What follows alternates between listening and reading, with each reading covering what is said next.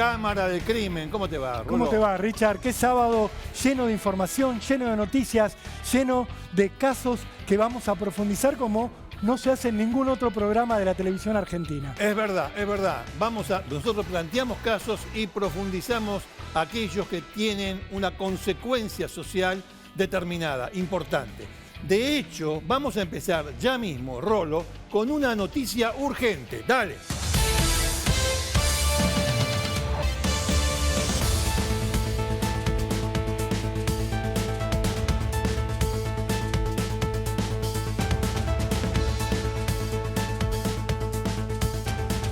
Richard, Rosario está conmocionada por otro triple asesinato que conmueve a toda la ciudad.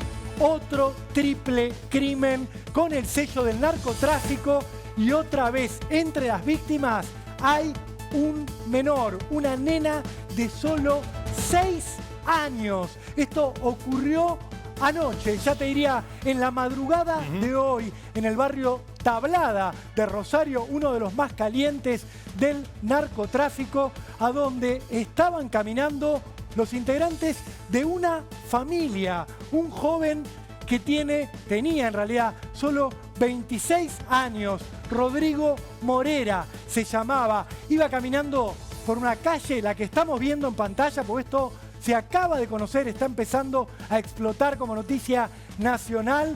Iba caminando Rodrigo Morera junto a su mujer, Aymara Altamirano, de solo 25 años. Los acompañaba la hijita de los dos, una nenita de apenas 6 años que se llamaba Yelén. ¿Qué ocurrió? Aparecieron al menos 4 sicarios armados, los enfrentaron y les dispararon 20 tiros a una familia. ¿Qué ocurrió? Por supuesto, los mataron prácticamente en el acto. El joven de 26 años, su mujer de 25 y la hijita de los dos de 6 años, totalmente inocente, ajena a cualquier situación. 20 tiros les dieron, Ricardo, y desaparecieron, escaparon. A esta hora nadie sabe quiénes son, pero nadie duda tampoco de que se trate de sicarios del narcotráfico. Ese es el tema. Tercer triple crimen en lo que va del año en Rosario. Ese es el tema, Tercer triple crimen con menores, además, entre las víctimas. Entre las víctimas. Matan chicos. Se están matando entre ustedes, rosarinos. Se están matando entre ustedes. Usted es un exagerado. Es la tercera vez que matan a una familia este año, compuesta justamente de 3 personas, el matrimonio y su hijo o hija, de muy pocos años de edad. No les importa nada.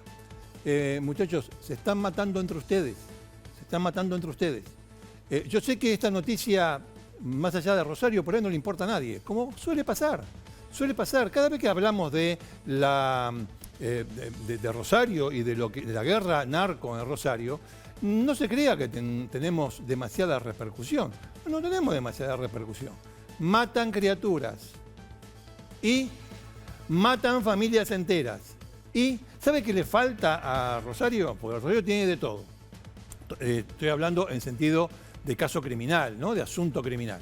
En los asuntos criminales tiene policía corruptos, jueces corruptos, políticos corruptos, delincuentes, obviamente. ¿Sabe qué le falta? Épica. Si hubiese una épica detrás de esto, seguramente ya algún Flix hubiese hecho una serie o cosa por el estilo, y entonces nos pedirían a nosotros, che, ¿por qué no hablan de Rosario? Venimos hablando de Rosario desde hace más de 10 años, mucho más de 10 años. Le podemos contar todos los cabecillas narcos ligados a la barra de Newell's Old Boys, ligados a la barra de Rosario Central, que han promovido este caos que es la ciudad de Rosario. En Rosario te matan, viejo. Rosario está muy cerca, ojalá esté más lejos. Discúlpeme, amigo, ojalá esté más lejos porque te matan. Te matan en la calle, salís a comprar una golosina, te balean en el kiosco. Matan al tipo del kiosco, les interesa 3 pepinos. Vas paseando salís de la casa de tu suegro, pasan unos tipos en moto, te balean. Usted dice, no, todo esto nosotros lo vemos en El Señor de los Cielos, o en El Señor del Mal, en México o en Colombia. Lo tenemos acá, papá. Lo que pasa es que estos tipos son de cuarta, o sea, en su aspecto no saben distinguir una zapatilla de un zapato. Pero eso no lo hace menos peligroso. No lo hace menos peligroso. Matan nenes. Matan nenes. Yo no sé cómo decirlo para que usted lo entienda. Matan nenes. Chicos, no les importa nada. ¿Sabe cuál es el paso siguiente? Se los van a comer. Está exagerando. Se los van a comer, le digo en serio, se los van a comer. Ya es tal la brutalidad, la animalada, con perdón de los animales y todo lo que lo cuidan de los animales. Tal es el grado de brutalidad que ya creo que no les queda nada, salvo el canibalismo. Se matan entre ellos. Ahora, ¿por qué ocurre esto?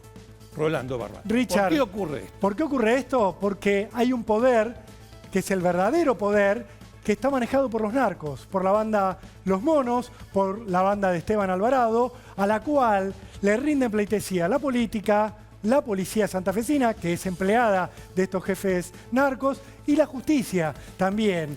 Quiero darles un detalle. Tercer triple crimen en Rosario en lo que va del año, que tiene a un menor de muy poquitos años, hoy una nena de 6 años, en el anterior un nene de 1 año, en el anterior otro nene de 1 año. Y además de estos triples crímenes, tenemos que hablar de que se superaron la barrera de los 100 asesinatos en lo que va de este año, todos vinculados al narcotráfico. 1/4 de las víctimas son menores de 17 años. Estamos hablando de chicos que mueren asesinados por el narco, porque se superaron todas las barreras.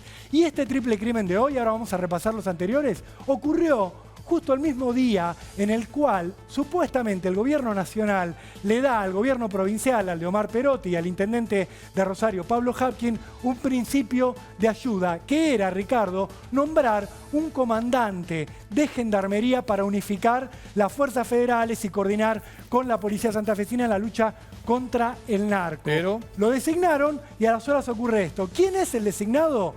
Un comandante que se llama Ricardo Castillo, que tiene 55 años y que es investigado por la justicia por supuestamente haberle armado causas truchas a narcotraficantes. no se salva nadie.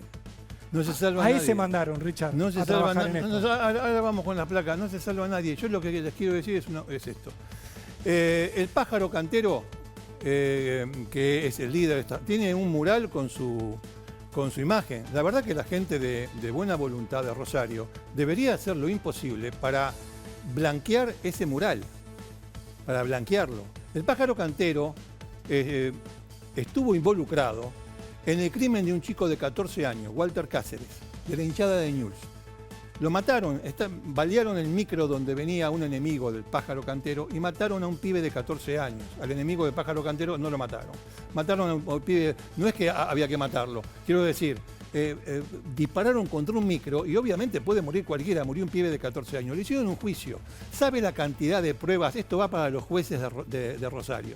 Para los jueces de Rosario va. Que me van a decir, ¿usted qué sabe si no vio el expediente? Va para ustedes, que son una vergüenza provincial. Son una vergüenza provincial y como consecuencia una vergüenza nacional. Ustedes lo enjuiciaron al pájaro cantero. Lo enjuiciaron por el crimen junto con otros. Lo enjuiciaron por el crimen de Walter Cáceres, un chico de 14 años. Y lo absolvieron. Lo absolvieron porque se les dio la gana, porque tenían pruebas. Tenían pruebas de cómo fue el ataque, de quién lo organizó, de cómo colocaron las armas, de quiénes eran los tiradores, de quién había pedido la emboscada. Tenían pruebas de todo. Y ustedes alegremente dijeron, no nos alcanza. Bueno, así como ese caso, dejaron libre al pájaro cantero y promovieron, ustedes, jueces de Rosario, jueces y fiscales de Rosario, promovieron la guerra, porque a mí no me gusta hablar de guerra, porque la guerra es lo que está pasando con Ucrania. Esto es un enfrentamiento entre delincuentes a los que se le dio demasiada soga. Lo que provocaron ustedes con esa absolución, que está mal dictada, no es que es lo que correspondía por ley. Ustedes, jueces, están fuera de orden. Ustedes estaban fuera de orden. Lo que provocaron fue que después mataran al pájaro cantero. Y que después de matar al pájaro cantero, mataran a un montón de gente, un montón de muchachos que tenían que ver con el tema del tráfico de drogas. Entre ellos, a toda la familia del Pollo Bassi. Porque Rosario es así. Cuando uno entra a Rosario, no le piden documentos, le piden el apodo. Pájaro Cantero, Pollo Bassi, son todos así. Pimpi Camino, etcétera, etcétera. El Sapo Saboldi. Los conozco a todos, querido. Los conozco a todos. Ahora, ¿por qué pasan estas cosas?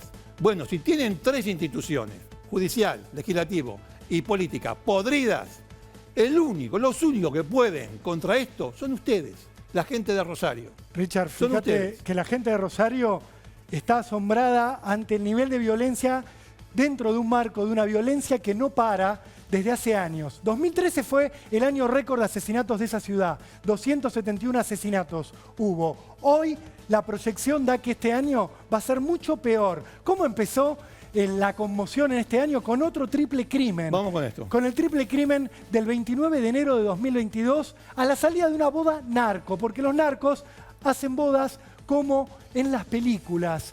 Festejan, se juntan todos los narcos, Claro, es eso, intercambian Rolo. información. El problema es que no tienen épica. Si tuviesen épica, si tuviesen un Flix que les hiciera una serie, ahora no habría otro programa de televisión que no hablara de esto. Por supuesto. Pero como no tienen épica, sí son lo suficientemente vivos para no hacerse mansiones.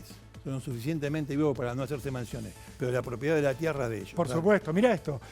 A la salida de ese casamiento narco, invitados que estaban involucrados en el narco, Maximiliano Jiménez, su mujer y la hija de 1 año salen en un Audi, los emboscan de una camioneta, los ametrallan más de 200 tiros y los matan, incluido a el bebé que llevaba en brazos la mujer de la víctima principal, de a quien buscaban, que era Maximiliano Jiménez, que se sospechaba de Jiménez que le había robado un cargamento a una banda y se había ido a venderlo con la otra. Esto ocurrió en las afueras de Rosario. El auto de las víctimas terminó quemado con la mujer adentro. No fue el único triple crimen del año, porque después llegó el de Marcos Máximo Caminos. Canaletti recién estaba diciendo el Pimpi Caminos, aquel poderoso jefe de la barra brava de Newell's. Este era el sobrino. La historia que contaba Canaletti del Pimpi Caminos, jefe de la barra brava de Newell's, involucrado en el narco, es de los 90. Ahora, ¿qué ocurrió este año? Mataron a uno de sus sobrinos en un ajuste de cuentas narco. Le dispararon cuando estaba dentro de su auto. El Pimpi Camino murió en el año 2010. Claro, él termina muriendo, pero fue el gran rey de Rosario de los 90. Digo, lo mataron en un boliche donde estaba con unos amigos. Fueron ahí, como hacen siempre. Van 5, llegan ahí, disparan a todo el mundo y lo mataron a Pimpi Camino. En el año 2010. El Pájaro Cantero muere en el 13. Pero bueno, vamos con esto, que de ahora. El sobrino del Pimpi Caminos asesinado junto a su mujer y a su hijo Ciro. ¿Qué ocurrió? Otro de los hijos que estaba dentro del auto escapó gateando por la puerta de atrás del coche y se salvó de milagro. Si no, estaríamos hablando en este triple crimen de 2 nenes asesinados, no de uno solo. Y esto pasó el 23 de abril. Estamos hablando de hace 15 días. Y ahora les tenemos que hablar de Rodrigo Moreira, de su pareja, de su hija de 6 años, que caminaban por el barrio Tablada anoche, madrugada ya de hoy. Aparecen sicarios, los ametrallan, mueren prácticamente del acto, los llevan a un hospital, terminan muriendo, por supuesto, declarados muertos algunas de las víctimas en el hospital, pero lo que estamos marcando con todo esto es, los narcos superaron cualquier tipo de límite, de barrera, porque ni siquiera la cárcel los frena. Porque mandan presos a los jefes, a los capos, a los Cantero, a los Alvarado, a los Bassi, y siguen reinando desde adentro de la cárcel. Esta semana que está terminando, lo metieron preso al viejo Cantero, al fundador de los monos, al papá del Pájaro Cantero. Cuando lo llevaron a tribunales para hacer la audiencia imputativa, llamó una mujer al 911 y dijo, si no lo liberan al viejo, va a haber plomo para todos. Fierros y balas no sobran. Bueno, están cumpliendo un triple asesinato en la ciudad de Rosario, que no puede pasar inadvertido. ¿Sabe qué, Rolo? La policía, la justicia de Rosario de Santa Fe lo sabe todo esto. No es que nosotros estamos dando una información que para muchos es inédita, pero ellos lo saben y saben por qué pasa esto. En Rosario hay un corredor de droga que puede venir tanto del Paraná como puede venir por vía terrestre desde el norte argentino. ¿Quiénes son los encargados de que esa droga llegue a buen puerto y salga del país, porque no es para acá. Estos, los canteros, los Alvarado, son los que cuidan la droga. ¿Cómo se paga al tipo que cuida la droga en un trayecto? Con droga. Y con algunos dólares, por supuesto. Pero sobre todo con droga. ¿Para qué? Tomá esta cantidad y vendela vos en tu radio de influencia. Así es como se paga. Pero el gran narco es el que maneja toda la operación. O sea, el que hace pasar la droga por territorio argentino hasta determinados lugares, que puede ser un puerto, generalmente son puertos, o puede ser un aeródromo, lo que fuese. El paso de la droga por Rosario está controlado y vigilado por esta gente. Así, de ahí sacan la droga. No la saques. Argentina no es un país de tránsito, Argentina no es un país de producción. No, negro, escuchame una cosa. La droga viene de afuera, pasa por acá y vos la cuidás. Vos, Pájaro Cantero, la familia, todas estas familias, todos estos grupos, la cuidan que pase. Y lo que reciben a cambio es droga. ¿Para qué? Para que ellos vendan al menudeo acá y se hagan millonarios. Sí, es así. Ahora, lo sé yo porque, no sé, me iluminó Júpiter. No. Todo el mundo lo sabe. Pero la guita de la droga paga pasajes a Miami, la guita de la droga. Paga pasajes a Praga, la guita de la droga. Después vamos a ver, o sería bueno ver, cuáles son los destinos de las vacaciones de muchos funcionarios. Pero bueno, dejemos eso por ahora de lado. Lo que les digo es, todos saben, nadie hace nada, los pibes mueren, se están matando entre ustedes. Nosotros más desde acá no podemos hacer.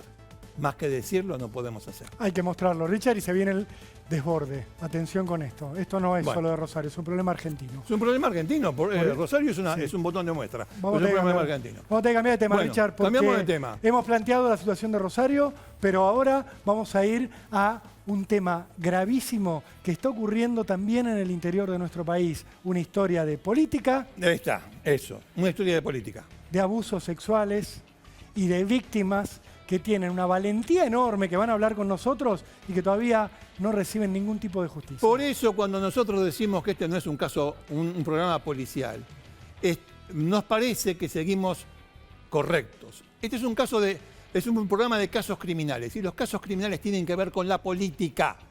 O lo que pasa en Rosario no tiene que ver con la política. Hubo un tonto que dijo, cuando estaban los socialistas, los narcosocialistas. ¿Qué tengo que decir? Yo no lo voy a decir. ¿Pero qué tendría que decir ese tonto ahora? ¿Los narcoperonistas o los narcokirchneristas? ¿Qué tendría que decir? Todos los casos que tratamos acá son casos que tienen que ver con el modo de vida de la gente, con la manera de vivir de la gente, es decir, con la política. Incluso el que vamos a introducir ahora, un tipo con poder elegido por la gente, que cometió abusos inenarrables. Vamos con esta barrida.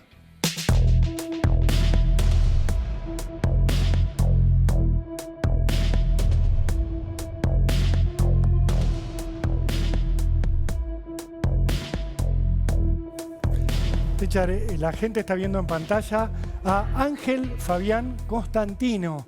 ¿Quién es este hombre y por qué estamos hablando de él? Porque es el intendente de un pequeño pueblito entrerriano que se llama Gilbert, que queda a 75 kilómetros de Gualeguaychú, un pueblo que tuvo elecciones en 2019. Este hombre, Constantino, se presentó como candidato a intendente y las ganó. Recibió unos 470 votos, ganó las elecciones, se convirtió en intendente a pesar de que ya tenía una denuncia por abuso sexual, asumió, avanzó en su gestión y, según sabemos ahora, siguió con la misma conducta. ¿Por qué? Porque pronto se sumaron otras 2 denuncias por abuso sexual. Mujeres que terminaron sometidas por este hombre que, a pesar de las denuncias de estas mujeres, a pesar de que la justicia parece haberse interesado en el caso, sigue siendo intendente.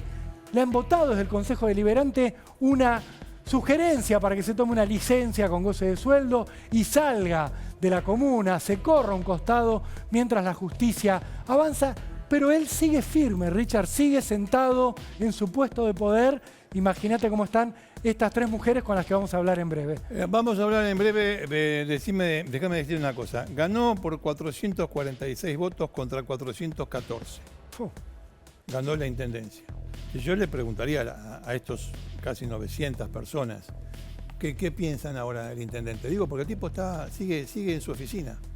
Sigue en su oficina y cuando se votó la moción para cuando yo era chico había una palabra que era decencia.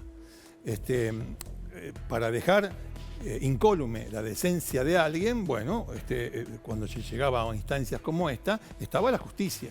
En el mientras tanto, nadie está diciendo que el tipo sea culpable de nada. Estamos diciendo que hay 3 mujeres que lo han denunciado por abuso sexual consumado y que hay una fiscal que está por mandarlo a juicio. Ya lo indagó y todo eso, la indagatoria ya está hecha, todo en la mano. Está por mandarlo a juicio. En la intendencia dijeron, bueno, vamos a decirle, como acaba de decir Rolando, que mientras dure esto, se retire, porque tenemos un intendente acusado de 3 abusos en funciones y como que no pega, ¿vio? Se lo podría decir académicamente, pero usted lo va a entender. No pega.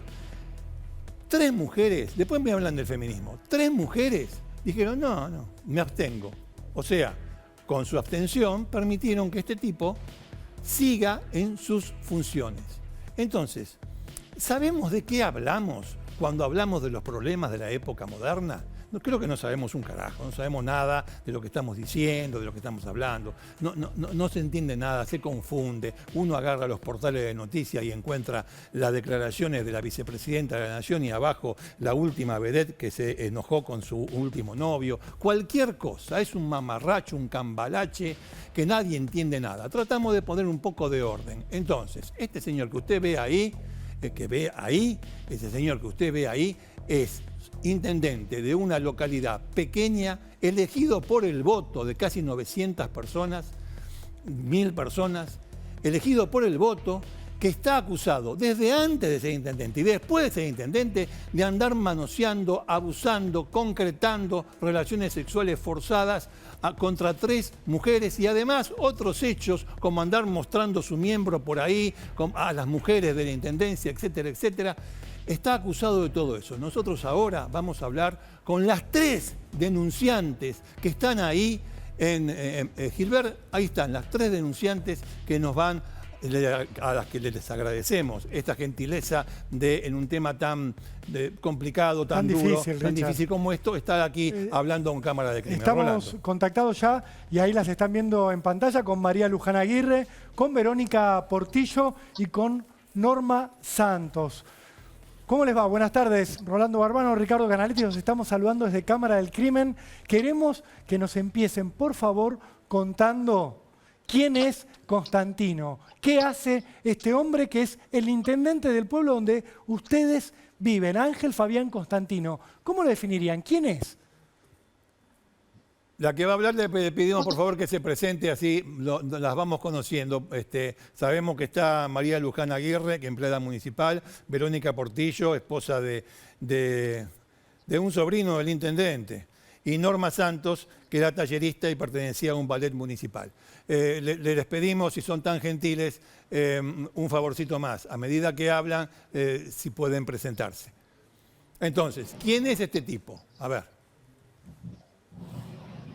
Buenas tardes, mucho gusto, antes que nada. Yo soy María Luján.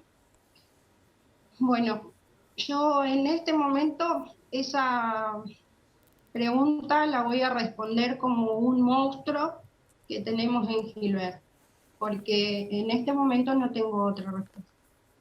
¿Qué te hizo a vos en concreto? ¿Qué fue lo que vos sufriste por parte de este hombre?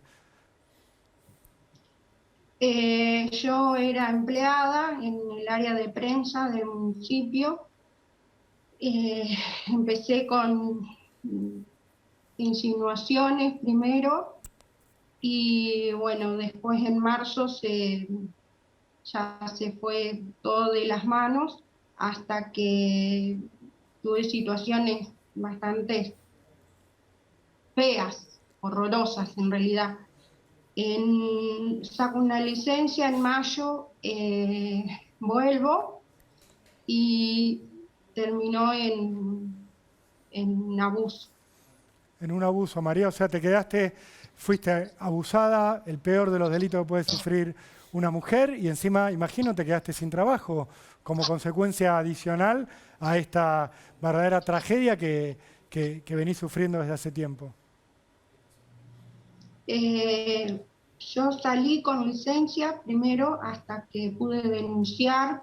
Denuncié en realidad porque él, cuando yo le cuento a una compañera, a la asistente social del municipio de Gilbert, le comento que estaba viviendo situaciones feas, sin darle detalles, pero sí di a entender cuáles eran o de qué se trataba. Y bueno, ese día o al otro día, no recuerdo bien, él se apareció en mi casa, yo estaba sola con mi hijo y bueno, amenazarme más de las veces que lo había hecho ya. Y bueno, ahí decidí denunciar por miedo. Por supuesto, Claro. y lo valiente que fuiste, María Luján, en hacerlo. Estás junto a Verónica también, ¿verdad? Verónica Verónica es la Portillo, esposa de un sobrino, claro. ¿verdad? Del intendente. Verónica, Hola, buenas tardes. buenas tardes. Soy Verónica Portillo. Eh, Era mujer del sobrino, estaba casada con él y, y bueno, sucedieron a partir de 2015 que empezó todo lo que es el acoso verbal. Cuando me saludaba en cualquier momento, por más que esté el sobrino, era como que me saludaba, me apretaba, que es horrible sentirte así, me deslizaba la mano por atrás de la espalda hasta la cola, y aprovechaba y me decía cosas. Tu marido Y no hacía así era. absolutamente nada.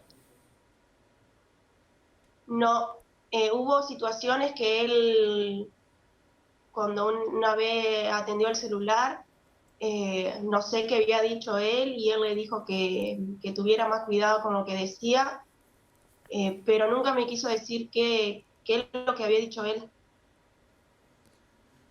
Y que, Sabíamos que hubo unas situaciones complicadas que tuvieron que ver, o sea, todas las situaciones fueron complicadas, pero un par de ellas tuvieron que ver con un traslado. Este hombre te llevaba hasta el lugar de trabajo, pero se desviaba, iba a descampados y bueno, allí concretaba su intención ilegal.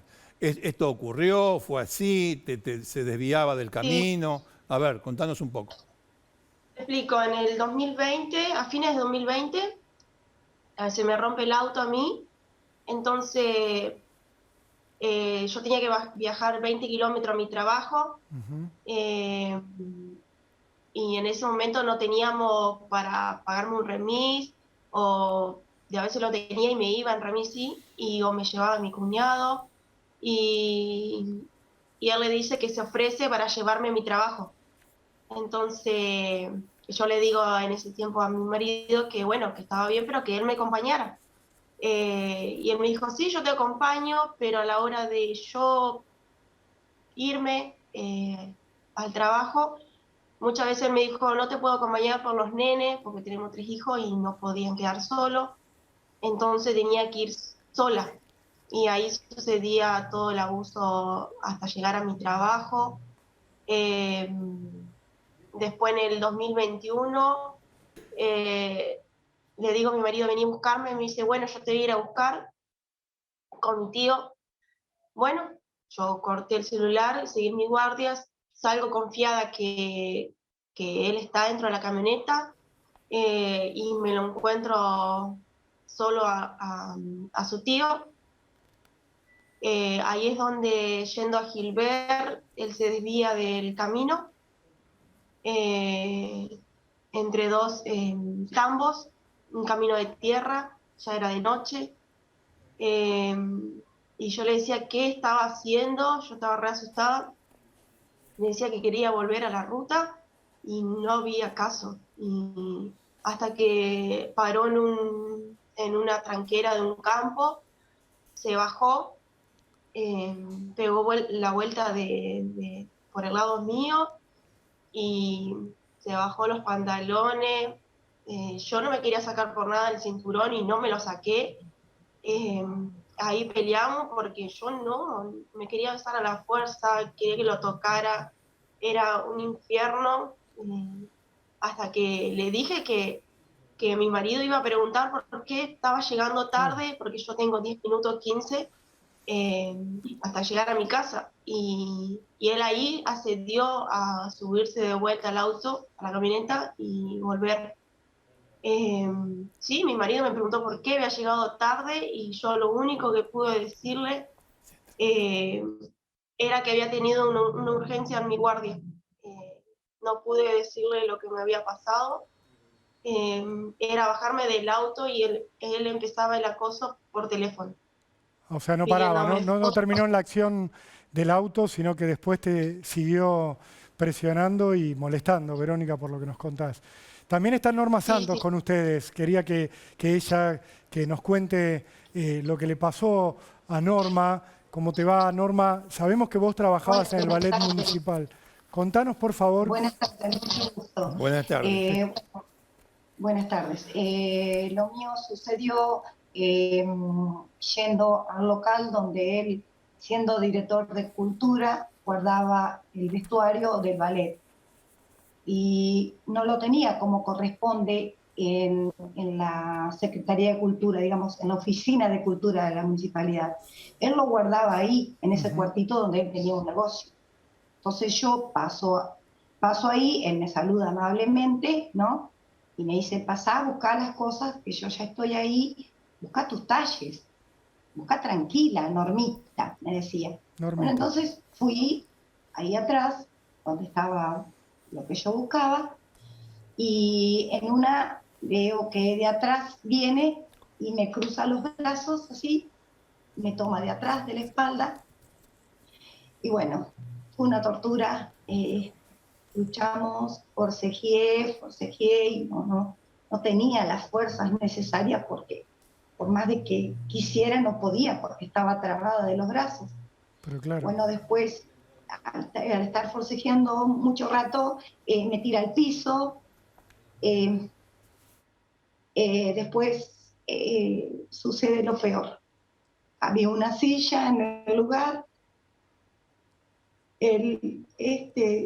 sin piedad, sin nada, no le importó nada. Me baja la calza y ahí donde me viola. Qué horror, Norma, qué horror. Bueno, es terrible, es Qué difícil terrible. seguir viviendo, Richard. Del lugar, cuando salgo del lugar, me encuentro con un compañero de ballet que también había ido a buscar la ropa que él me dio, que salía de ahí. Claro. Sí. Richard, me gustaría que nos cuenten cómo es seguir viviendo después de haber sufrido este horror, esta tragedia personal para cada una, esta pesadilla, seguir viviendo en un pueblo donde este hombre sigue siendo la figura más poderosa. Es poderoso, claro. Sigue siendo el intendente. ¿Cómo es el día a día de ustedes? La que quiera respondernos y si tuvo alguno de ustedes también alguna amenaza o apriete por parte de algún otro funcionario, es el momento también de que nos lo cuenten y nos lo compartan. Vivir ahí para mí es un horror. Estar aguantando, estar encerrada porque vivo a 2 cuadras de la casa de él, hay un descampado, así digamos no hay casas, hay un terreno y da justo a la casa de él, que de mi casa se ve. Él pasa por delante de mi casa riéndose. Yo no soy dueña ni de salir a caminar, ni de poder, nada, tranquila. O sea, me arruinó tanto la vida que no voy a volver a ser jamás la mujer que fui antes. Qué duro, Norma. Soy una mujer de 58 años, tengo hijos, tengo nietos. ¿Con qué cara tengo que mirar yo a mis hijos y a mis nietos? Con la de la valentía que tenés, Norma, que realmente nos apabulla. Y en serio, con Ricardo, nosotros siempre nos admiramos de la valentía de mujeres como ustedes, que habiendo sufrido esto y con la continuidad que tiene en el caso de ustedes, pueden hablar y dar testimonio. María Luján, ¿vos te tuviste que ir del pueblo? ¿Vos seguís viviendo ahí? ¿O cómo es tu día a día con este intendente imputado por 3 violaciones como son las de ustedes, que sigue teniendo el poder? Yo cuando inició este año, sí decidí, digamos, irme de Gilbert. Estoy en una localidad vecina. La decisión fue porque fueron muchas cosas las que vivimos. Él estuvo detenido en una oportunidad cuando yo recién denuncié por romper perimetral. Se dirigía hacia mi casa y también por redes sociales me molestaba. Pude comprobarlo con fotos, con videos, mostrando las cosas en las redes sociales que me mandaba, me ponía me gusta en cosas muy perversas. Muy perverso. Y sí, me tuve que ir, porque también entraron en mi casa, si me quedaba ahí me la iban a destrozar por estar yo. Encima de ser víctimas, te siguen hostigando. El comisario del pueblo, ¿cómo actúa con todo esto? Sabemos con Ricardo que ha habido alguna sospecha de complicidad de algunos otros funcionarios. Sí. ¿Cómo se manejan los otros funcionarios, la policía con todo esto? Porque ustedes son víctimas y nadie parece advertirlo Y no las en protegen. este pueblo. En mi caso particular, fueron muy poquitas las denuncias que hice en la comisaría. Con una alcanza, ¿eh? En principio porque sé que es una institución que, como todas las de Gilbert, que dependen de muchas cosas del municipio. O sea, me consta por trabajar ahí.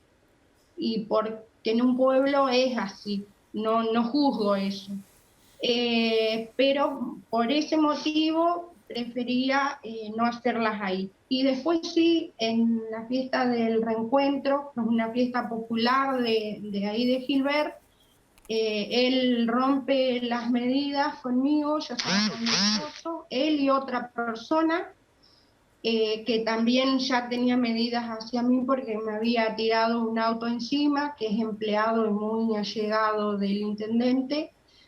Y sí, estaba ese policía, yo fui a recurrir a otros porque me los choco a los dos, y ese otro que estaba más cerca me dijo que tenía orden del jefe, que cualquier cosa tenía que ir a tratarlo con él.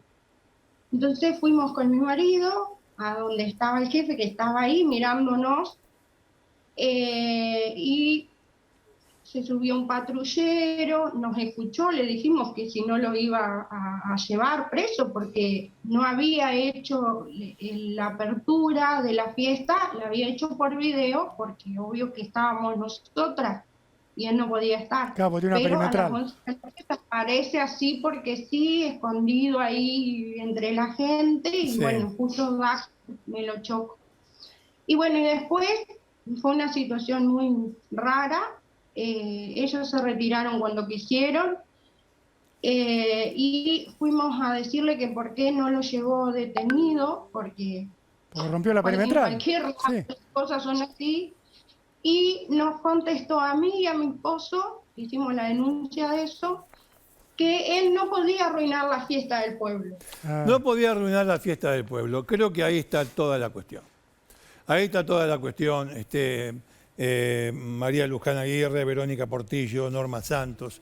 Ahí está toda la cuestión. Lamentablemente ustedes están en un lugar donde los vínculos de las relaciones sociales, los vínculos de decencia, de buenas costumbres, de buen funcionamiento, de buen gobierno, se perdieron. Se perdieron. Y ustedes sufren las consecuencias de esta perversión de costumbres, valga la redundancia, que se está viviendo en Gilbert. Una localidad muy pequeña donde uno con 442 votos es un señor feudal, es el dueño de todo. Es el dueño de la vida, el cuerpo, la muerte, de todos los demás, sean varones o mujeres. En este caso concreto estamos hablando de 3 mujeres que han sido avasalladas en su integridad sexual. Nosotros les agradecemos muchísimo la valentía, como decimos, con aquellos que se atreven, aquellas que se atreven a contar lo que les pasó en una situación que todavía no está resuelta. Ya vamos a darle un cierre a esto. Pero quería, con relación a ustedes, tanto Rolando Barbano como yo, agradecerles muchísimo lo que están haciendo, de dar la cara, de contar su experiencia, y todos esperamos de que esto termine con un juicio que se debe realizar contra este señor, que no debería seguir ocupando el cargo que ocupa, por lo menos hasta que haya una sentencia. La sentencia después dirá si es culpable o inocente, y de acuerdo con eso volverá o no volverá. Pero ahora no debería estar. Nuevamente a las 3, María Luján, Verónica y Norma, les mandamos un fuerte abrazo, un saludo, y ojalá que esto se encamine. Yo sé que la herida está hecha. La herida está hecha, pero para que a lo mejor la acción de la Administración de Justicia y el tiempo vaya dándole un poco de respiro al padecimiento que ustedes están teniendo ahora. Les agradecemos mucho. Gracias a ustedes. Ricardo, vos sabés que muchas gracias, por supuesto, a las víctimas. Les queremos contar que este hombre, Ángel Fabián Constantino, fue electo por el peronismo, por el PJ. El PJ reaccionó ante esto, el PJ entrerriano, y le pidió formalmente, cuando avanzó la investigación, que deje el cargo. Desde su mismo partido, desde el peronismo, le dijeron a Constantino: correte, salí de la intendencia hasta que la justicia diga si sos culpable o inocente. También desoyó eso, desoyó al Consejo, desoyó a su propio partido, insisto, al peronismo entrerriano, y él sigue aferrado a su silla en Gilbert, mientras la fiscal Martina Cedrés está pidiendo que esto vaya a juicio, y mientras la misma fiscal investiga, y ojo con esto, al comisario Javier Salomón, al comisario del pueblo, porque este hombre, Constantino, está no solo dando vueltas libremente, no solo ocupando el cargo, sino que, por lo que denuncian las víctimas, rompe una y otra vez las restricciones perimetrales que le puso la justicia, que le dijo: usted no se puede acercar a las víctimas. Pero vos sabés que Martina Cedrés se equivoca. Yo creo que se equivoca, es la fiscal. No se equivoca habiéndolo procesado, ni se equivoca, dicen que mandando a juicio. Todavía no lo hizo, por ahí lo hizo ahora en estas horas, o lo va a hacer. No se equivoca con eso, se equivoca con lo siguiente. Le dicta, o a su instancia, este hombre tiene una prisión preventiva, mejor dicho, tiene un procedimiento sin prisión preventiva. O sea, no lo mandan cana. ¿Por qué? Porque dice que no se va a escapar, y es verdad, ¿a dónde miércoles va a ir? ¿A dónde ir? Al pueblo más cercano. No. Pero no va a obstruir pruebas. Ahí se equivoca. Tiene tanto poder. Yo digo lo siguiente, como norma general, todo aquel que tiene poder en su ámbito de desenvolvimiento cotidiano, todo aquel que tenga poder, y obviamente entra en la política, entra en la política nacional, provincial, municipal, lo que sea, ente autárquico, todo aquel que tenga poder no debería obtener el beneficio de la excarcelación. ¿Por qué? Porque libre puede alterar las pruebas. ¿Cómo? Apretando a la gente. ¿Cómo? Manipulando. Con un montón de...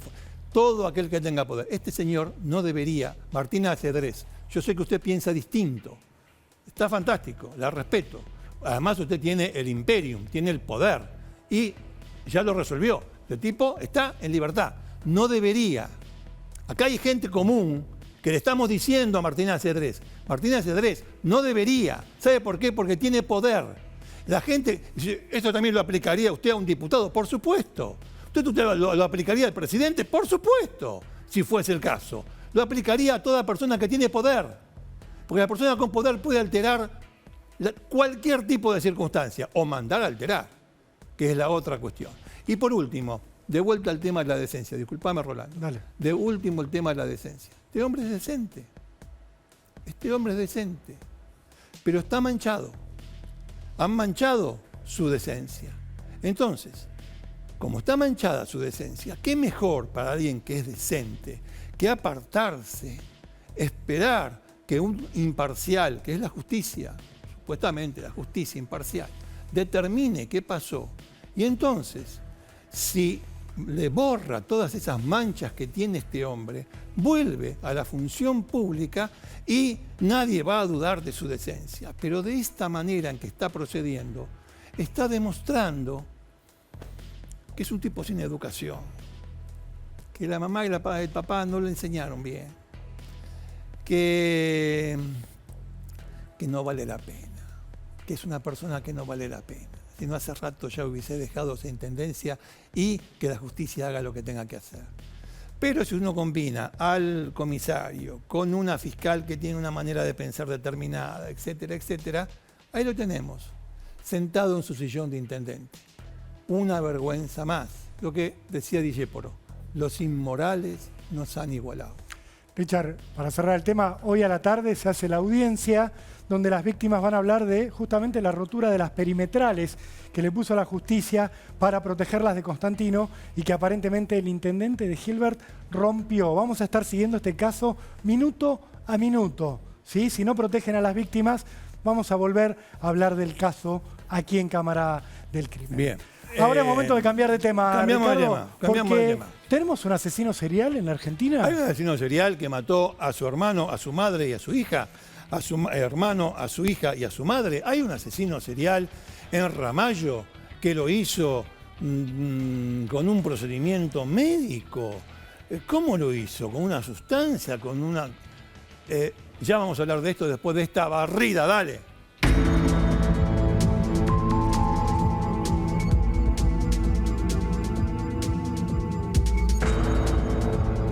Richard, tenemos que hablar de Pablo Damián Grotini, el hombre que está detenido desde hace ya casi 15 días, acusado de haber asesinado a su mamá, Mimí, Teresita Di Martino, de 61 años, el sábado 23 de abril, ese habría sido el último asesinato, de haber asesinado 9 meses atrás a su hijita de solo 10 años, siempre en el hospital de San Nicolás, y luego acusado de haber asesinado a su hermano menor, a Germán, de 32 años, en julio de 2019. La gran pregunta, y de lo que vamos a hablar ahora, Ricardo, si te parece, es cómo cometió los asesinatos, porque en la habitación donde estaba internada su mamá, la última de la que serían sus víctimas, se encontró una ampolla de un medicamento que se llama diazepam. Un primer análisis rápido dio negativo en la sangre de esta mujer. Pero hay una hipótesis que tiene la fiscal que investiga esto, que se llama María Belén Baños, que es, ¿pudo haberle dado diazepam a las víctimas para generarles un malestar, para que tuvieran que ir al hospital y luego asesinarlas introduciéndoles aire, oxígeno en sus venas por medio de la sonda que tenían puestas? ¿Se puede, che? ¿Esto es posible? Es posible que a través de la aplicación de suficiente aire en una arteria o en una vena se pueda producir la muerte de una persona. Suficiente aire, dije, suficiente, con lo cual habría que consultar con un médico acerca de, primero, si esto es posible, por más cantidad de aire que se inyecte, y si es posible, qué cantidad de aire podría provocar la muerte. También, si una cosa es la inyección de la introducción de aire a través de una hipodérmica, obviamente, en una vena, si es diferente a la introducción de aire en una arteria, si en el cuerpo provoca reacciones diferentes. Fíjate cómo fueron las cosas, sí, Ricardo, que claro, lo que se sabe hasta ahora es que en el caso de la madre de Grotini, de este hombre de 45 años, la mujer llega al hospital San Felipe de San Nicolás sintiéndose muy mareada, muy confundida. Se cree, después de haber tomado un té junto a su hijo en la casa donde vivían, en un pequeño pueblo que se llama Villa General Sabio. Llega con este cuadro, en el hospital la revisan, le hacen las primeras revisiones, la controlan y dicen, no tiene nada esta mujer, está para el alta. Grotini se enfrenta con los médicos y dice, no, quiero que la dejen internada, que la revisen bien, porque ya estuvo internada acá, nos lo contó la fiscal, de hecho, en sábado anterior en Cámara del Crimen. Estuvo internada acá, ya se fue, se sentía mal, déjenla, denle un box privado. En ese box privado, el número 3 del Hospital San Felipe, él se quedó a solas con su mamá. A ella le habían puesto una sonda, un suero, para pasarle, según tiene entendido la investigación, una solución salina, nada, para hidratarla, para mantenerla. hidratarla. Sí, sin ningún medicamento, porque la estaban por dar de alta. Se quedan a solas y él luego, al poco tiempo, sale a llamar a los médicos desesperado y dice, mamá se quedó dormida. Cuando van los médicos se dan cuenta que no estaba dormido, que estaba muriendo y encuentran una ampolla de diazepam. Pero discúlpame, perdóname. Que nadie le había dado oficialmente. Mamá se quedó dormida. No es para salir gritando a los médicos. Una cosa es salir gritando, mamá se desmayó, Sí, mamá está azul, sí. está convulsionando, No respira. pero no salir a los gritos diciendo mamá se quedó dormida. Es decir, ya eso suena extraño. Como que no encaja. No, pero no es bueno, la conducta normal de un hombre. Y además, Richard, cuando entran los médicos, encuentran que esta sonda estaba perforada, estaba rota. Grotini estaba con la ropa húmeda y la sonda había sido perforada. Esto lo notan un rato antes de que él se quedara a solas con la mujer en la habitación. Lo vuelven a notar después de llevársela, que la sonda había sido manipulada, que la habían roto. No encuentran una jeringa, esto no lo encuentran vamos jeringa, a analizar no, ahora en profundidad, pero lo que encuentran es una rotura. Por eso la primera hipótesis, le inyectó algo, la rompió para meter algo o la rompió para meter aire. ¿Cómo lo habría metido? Bueno, eso es parte sí. de los estudios que se están haciendo Claro. ahora en esta causa judicial. hay que decir que el cadáver de su hija fue exhumado y se han hecho las comprobaciones del caso, pero como esto tiene que ver con cuestiones relacionadas con toxicología o con patología. Sí. Mientras estamos viendo, Richard, sí, el sí, momento en que se llevan mirá. a la mamá El momento de llevan a la la habitación mamá. Ahí del está hospital, del box el 3. acusado, sí. Ese es el acusado y lo que hacían recién los médicos era llevar con la camilla a la madre, luego de que él les avisara lo que les contábamos. Mamá se quedó dormida. Vienen enfermeros, vienen médicos, se la llevan. Ven que no estaba dormida, Mirá, que tenía. ahí está el comienzo ahí otra está vez. de vuelta, ahí está de vuelta La están sacando a Mimi, a Teresita Di Martino, y él está atrás. Va a aparecer en un segundo plano porque él Ahí está. volvió a entrar a la habitación para agarrar el teléfono celular. Clave, ¿no? En ese momento, la Sí. verdad, parece absurdo. Estamos contactados, Richard, ya con alguien para hablar en profundidad sobre estas cuestiones que estamos planteando. ahí con lo el doctor vemos. José Esperanza. El doctor José Esperanza, médico forense, a quien le agradecemos esta gentileza de tener unos minutos con nosotros para hablar sobre este tema. No específicamente sobre este tema, porque el doctor Esperanza no es perito en esta parte, en este caso, pero sí para hablar en general de esta cuestión que nos preocupa y de la cual se especula sin conocimiento. Por eso vamos a la fuente, que es justamente un experto en la materia. Doctor, Rolando Barbano, Ricardo Canaletti, desde Cámara de Crimen, lo saludamos y le preguntamos. ¿Cómo le va? ¿Qué tal? ¿Qué dice, doctor? ¿Cómo anda? ¿Bien? Bien, todo bien. Le queríamos preguntar, ¿se puede matar a alguien inyectando aire en las venas o arterias? Mire, es un mito que inclusive se ve en las películas, que con una jeringa alguien le ingresa aire a la cánula y demás, pero en realidad se necesita un volumen de aire importante. ¿Qué es importante? Más o menos 200 o 300 mililitros de aire son necesarios para producir una burbuja en el sistema venoso pulmonar para que provoca una parada cardíaca. Es decir, que esas burbujitas que uno a veces ve en el suero, que uno se angustia, dice, está pasando aire por la vía y demás, son intrascendentes, se diluyen en la sangre, no tienen ningún tipo de trascendencia. Doctor, ¿y ese volumen cómo se logra? ¿Poniendo una jeringa, por ejemplo, en un suero? Imaginemos la escena del crimen de Teresita Di Martino. Imaginemos que el asesino quiere inyectar la cantidad de aire suficiente para provocar el infarto. ¿Eso es posible rompiendo la sonda? ¿Hay que utilizar algún elemento o directamente es imposible? ¿Usted cómo reconstruiría esta situación? Mire, es complejo pensar de esa manera. La sonda que usted dice se llama perfus, que une el sachet de suero con el váter, que es la agujita que va dentro de la vena. Estamos hablando del sistema venoso no arterial, porque ya la arterial es otra cosa. Ese perfus suele tener una gomita de color anaranjado, que es donde la enfermera periódicamente viene y agrega algún analgésico o algún antibiótico pinchando esa goma. Porque si uno pincha esa tubuladura, automáticamente se pincha el sistema y empieza a salir el líquido por la presión que tiene hidrostática el pie de suero y Claro. empieza a salir el líquido por ahí. Es decir, que si alguien pinchara la tubuladura, empezaría a perder por ahí. Es decir, que si uno quisiera hacer algo de esto, tendría que usar esa gomita que tiene el Perfus. Ahora, ¿cuánto tiene que echarle? Claro. Imagínese una jeringa de 10 centímetros cúbicos, que es lo más habitual, más o menos tiene 7, 8 centímetros de longitud. Sí. Hay que echar entre 20 o 30 jeringas de esas completas Bueno. para provocar este fenómeno. Entonces, ¿Se entiende? Es decir, sí. es un fenómeno que se utiliza más como mito, por lo que uno a veces ve en las películas, Sí. pero que no tiene una trascendencia realmente clínico-médica.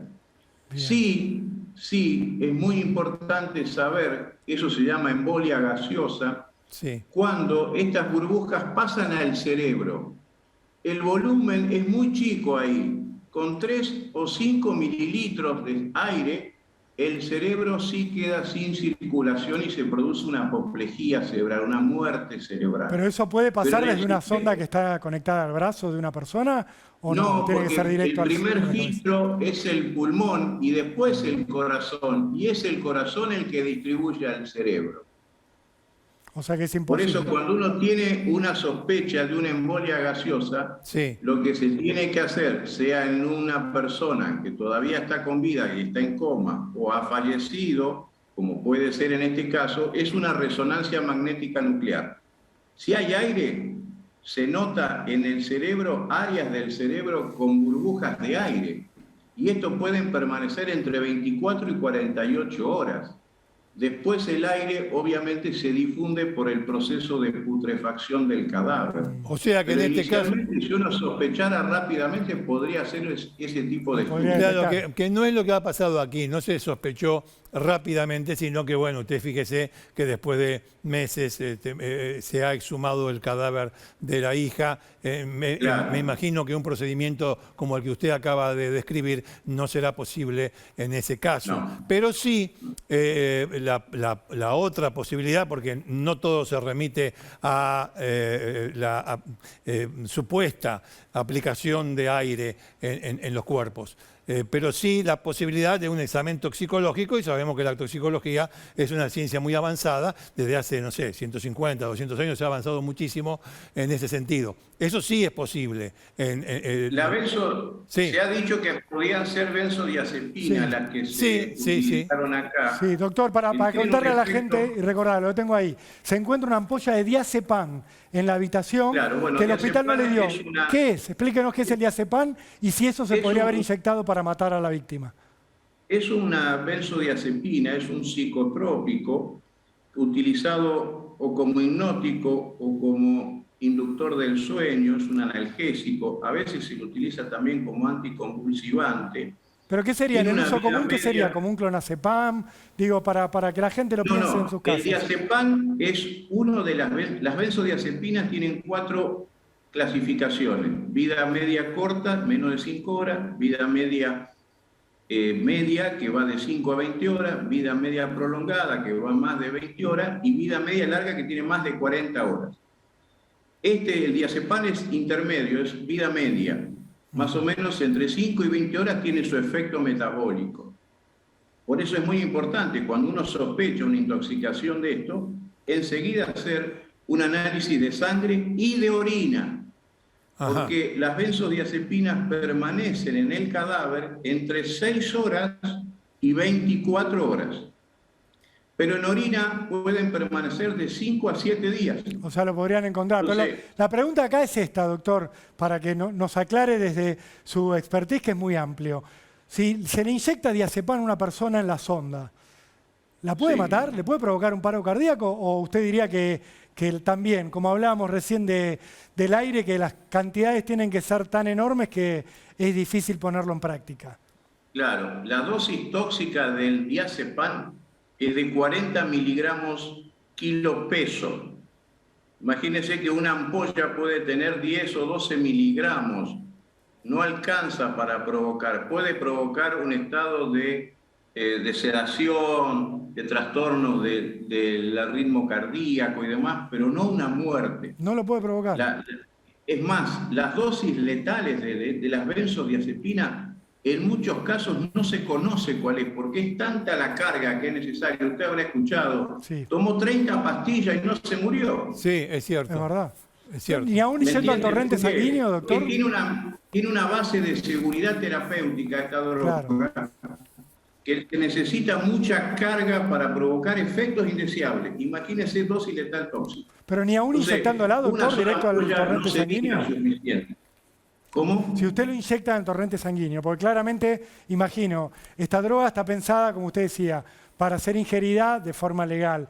Pero si se la inyecto Sí. a una persona en el torrente sanguíneo, como habría hecho este hombre, ¿puede provocar la muerte así, siendo administrada de esa forma? ¿O también tenemos que hablar de una cantidad debería enorme? tener a lo mejor algún problema previo la persona, algún tema de salud previo que pudiera contribuir con la inyección a provocarle la muerte, pero per se no. Imagínese que cuando usted está con lo que se llama la inducción anestésica, cuando uno va a ser operado y empieza como a quedarse dormido, Sí. se inyecta diazepam.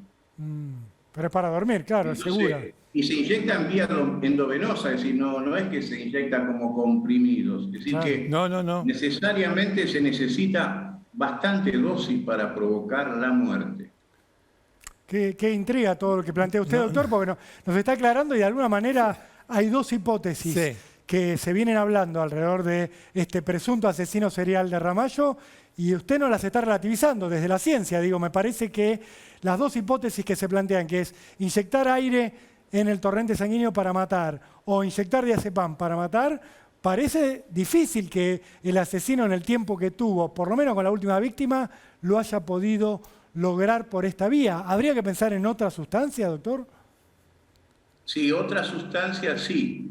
Las benzodiazepinas, como les digo, tienen una capacidad de tolerar de dosis de seguridad terapéutica muy alta, entonces no debería ser la droga utilizada. Hay otros psicotrópicos que sí, que tienen esa capacidad tal vez de provocar algún estado de bradicardia, es decir, de merma de la función cardíaca, asociado a lo mejor a algún problema cardíaco previo, eso sí contribuir a la causa Claro. de la muerte, ¿no?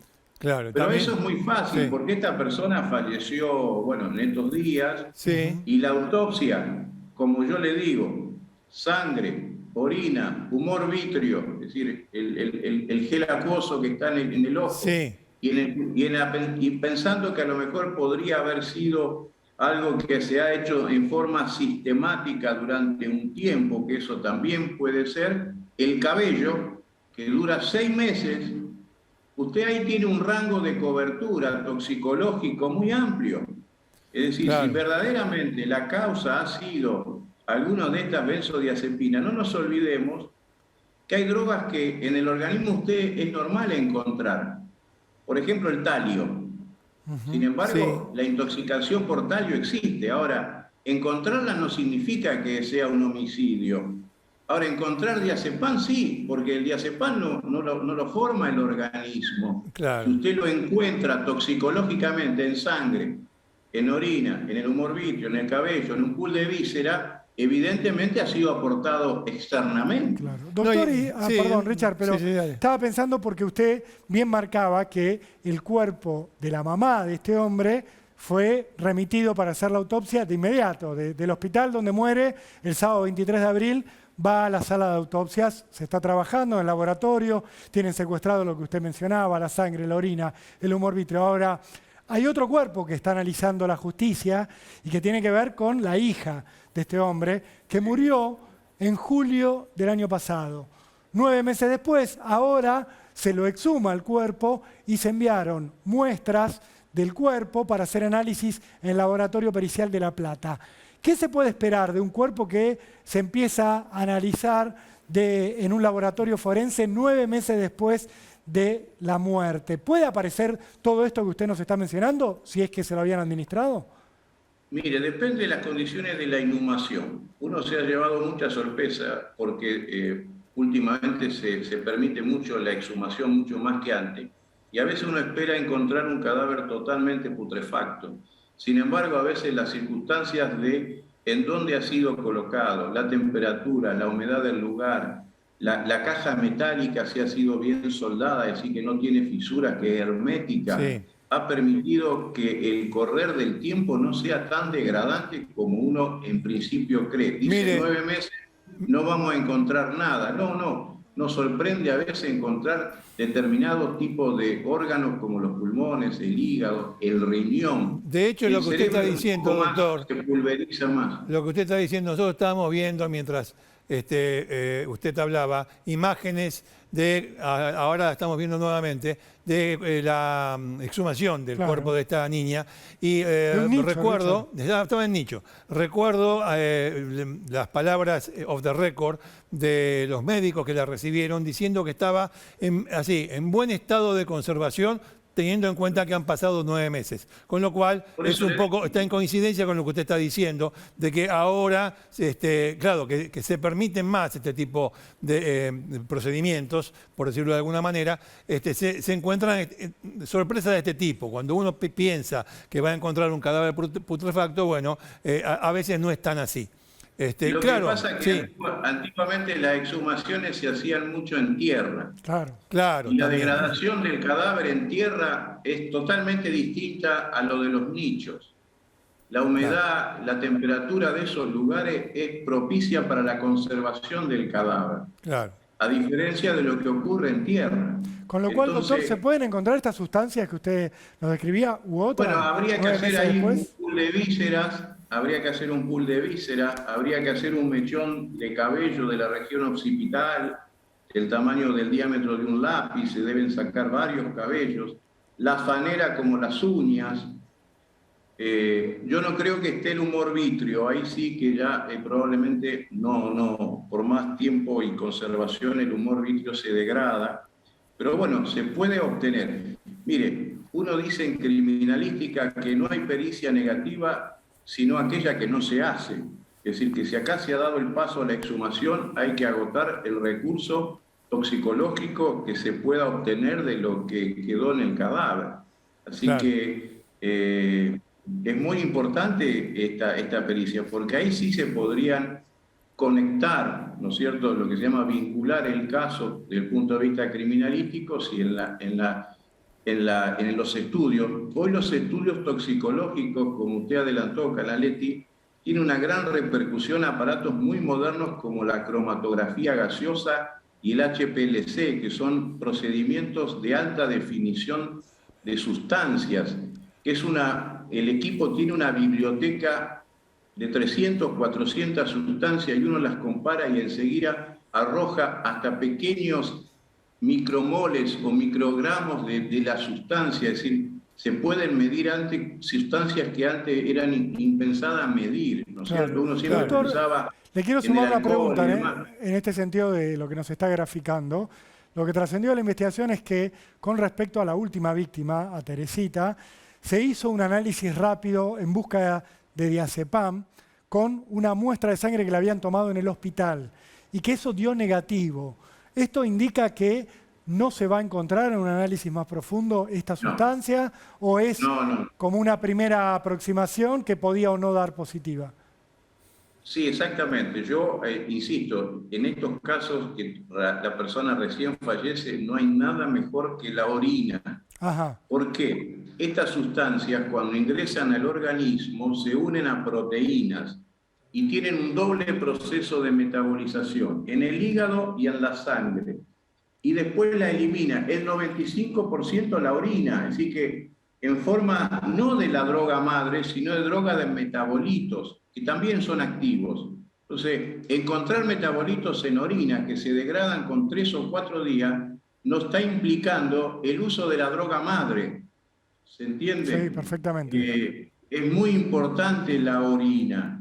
El contenido gástrico, en el caso de que la pudiera haber ingerido en alguna papilla, mezclada con los alimentos, todo eso se debe investigar. Y cuando yo conocí el caso, también le había dicho que el perfus, esa cánula que estábamos charlando recién, que si realmente algo se inyectó por ahí, También se pueden hacer estudios cromatográficos Sobre de los esa- restos que quedan pegados a la pared de ese tubo adherente. No es que toda la sustancia corrió Claro. por el perfo. En el tubo Entonces, puede haber ese algún perfo rastro. debe ser Muy secuestrado y debe ser analizado pericialmente. Muy bien. Doctor, clarísimo, José Esperanza ha sido con nosotros, nos ha traído mucha luz, Richard, sobre Sí. el crimen o lo que parece ser la serie de crímenes que se están investigando en Ramallo alrededor de este hombre que parece ser un asesino serial, Vamos a ver. pero sus técnicas son un misterio, según lo que nos está explicando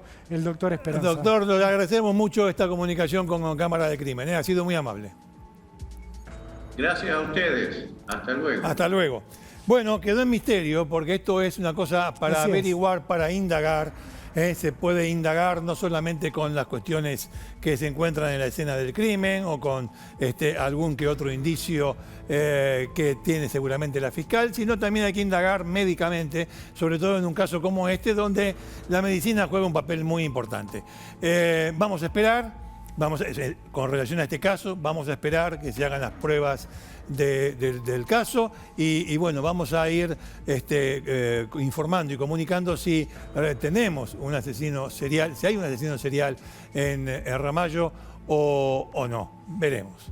Richard, Misterio. Este misterio que hemos planteado va a dar paso a otra historia para Cámara del Crimen que tiene que ver con una encuesta que hacemos todas las semanas buscando que ustedes, el público, decidan qué caso histórico quieren que tratemos aquí con Ricardo Ganaletti Es cierto. en el desarmadero.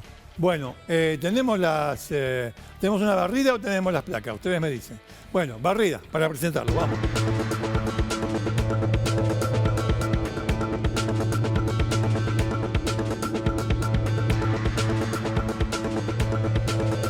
Bueno, ¿cuál será entonces el elegido de la gente para este fin de semana, para esta edición? Recordemos Había las tres opciones, posibilidades, ¿no? sí. La primera era la masacre de Wilde, exacto. Ricardo. La segunda, el crimen de la chiquita Nair Mostafa. Y después teníamos al caso Joclender, ya lo hemos tratado Parricidio. acá, pero queríamos saber cuál era el interés de el público sobre estos casos. Podían votar por Instagram, por Twitter, por Facebook, siempre, miren, Cámara del Crimen. Cámara de Crimen. Esa es nuestra Claro. dirección. Y el elegido de la gente ha sido la masacre de Wilde. Mirá vos, yo no lo esperaba, pero bueno. No lo esperaba. ¿No lo esperaba, Ricardo? Pero- No, pero yo creo que hay una razón ¿Cuál es? para elegir la masacre de Wilde. Es que mucha gente no la conoce. Bueno, es un motivo más que Un importante motivo. para que lo tratemos acá en Cámara del Crimen, sobre todo teniendo en cuenta que la masacre de Wilde es un caso que está rondando ya los 30 años de antigüedad y que sigue impune, pero Impune. abierto. Pero abierto, no es como otros casos que tratamos Impune acá. y abierto. Claro, donde decimos, esto ya está, es una historia casi cerrada, como la masacre de la Payanca, de la que hablábamos el sábado pasado. No, la masacre de Wilde, lamentablemente, todavía no ha tenido justicia, pero en otro orden de cosas, todavía la chance está. Por eso es tan importante que nos sentemos a repasar la Vamos historia. al desarmadero a tratar la masacre de Wilde.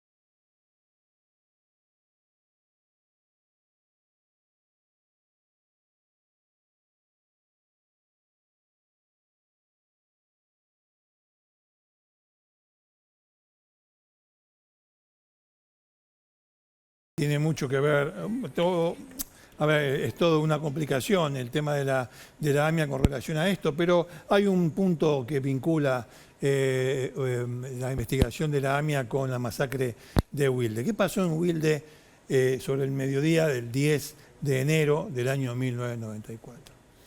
La brigada la brigada de Lanús, yo le digo la brigada trágica. Sí, porque tiene un historial. La de brigada ser trágica, es una brigada trágica. Oye, usted está siempre en contra de la policía y fíjense lo que hicieron. 15 policías salieron de civil en autos no identificables. Famosos móviles no identificables que son Móviles no identificables. patrulleros pero que no se anuncian como tales. Exactamente. Con lo cual les permiten a los malos policías hacer cualquier tipo de desastre. Y tampoco tenían altavoces como para decir alto policía, no, de ninguna manera. Salieron, la explicación que se dio después de por qué salieron por la zona de Wilde, a la altura del Parque Domínico, Avenida Mitre, a la altura del Parque Sí, Domínico. Avenida Mitre, ni más ni menos. La explicación que ellos dieron para zafar fue la que dan siempre, o por lo menos daban, no sé si todavía la usan, en prevención de robos y hurtos. Claro.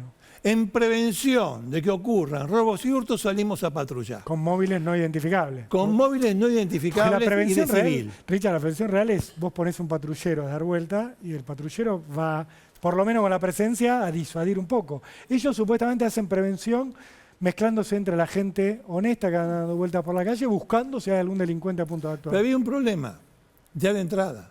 En esa zona no había robos y hurtos. Directamente. En esa zona. A ver, año 94, la situación de inseguridad era mala, ahora es mucho peor. Sí. Y cada año que pasa va a ser siempre peor. Pero ya estamos El en río la desborda. degradación. Ya estamos en la degradación. Ya estamos en el río desbordó de cantidad de casos de inseguridad. El comienzo de los 90, cierto, cuando es cierto. la curva del delito empieza a ascender de una manera definitiva. Y en la como provincia nunca de más Buenos bajó. Aires se daba eso. Pero justamente en este lugar no había índices tan altos como para decir, vamos a hacer un operativo especial. ¿Cómo salieron? Salieron con una premisa. Salieron a buscar 2 autos. Un Peugeot y un Dodge 1500, amarillo. Supuestamente de chorros. Eso iban a Supuestamente decir de después. chorros. Hay una versión que vamos a dar al final acerca de por qué salieron a buscar estos 2 autos. Porque a ver, prevención de robos y hurtos, pero salió a buscar 2 autos. Claro. Entonces no es tanto prevención de robos y hurtos. Estaba A buscando ver a qué alguien. pasa en la calle. Estaban buscando algo específicamente. Y sin orden judicial. Sin orden judicial, sin dar borde sin identificarse, de civil y en coches no identificables. Después iban a decir también, no, buscamos unos ladrones de un banco Galicia. Sí, Después iban a decir también, creíamos que llevaban cocaína, 5 kilos de cocaína. Lo menciono, Richard, porque vos decís esto, siempre hacen lo mismo. Cuando policías mataron a Lucas González acá en Barraca, sí. también lo mataron en nombre de que ellos creían que había droga en ese auto, Sí, sí, que iban a sí. buscarlo, lo cruzan, las víctimas se asustan, tratan de escapar, fusilan a un nene. En este caso, salen a buscar supuestos ladrones, 2 autos, y también los van a cruzar Gente el paso. en realidad, primero dijeron que tenían plata, que eran ladrones, después dijeron que tenían fierros, Claro, porque, armas. Yo te digo, en Mitre, a la altura de Villa Domínico, un mediodía, del año 94, ¿cuántos Peugeot 505 hay? centenares, ¿Cuántos 2.500. 2.500 amarillos hay? miles. Millones. Dice, más en los 90, eran los Millones. autos más vendidos. En una palabra iban a buscar a 2 en particular. Sí, Al Peugeot lo encontraron, al que ellos buscaban. Le metieron al Peugeot, sin dar voz de alto, sin identificarse, sin nada. Y cerca de 300 tiros. directamente. Sí. Mataron al remisero Ajá. y a los 2 pasajeros que llevaban, que venían de santos lugares. Sí, Norberto Corvo era el remisero, Claudio Mendoza y Héctor Enrique Bielsa, los pasajeros de ese auto. Exacto.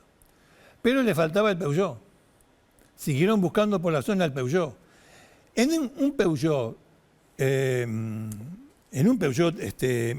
1500 color amarillo, iban 2 libreros.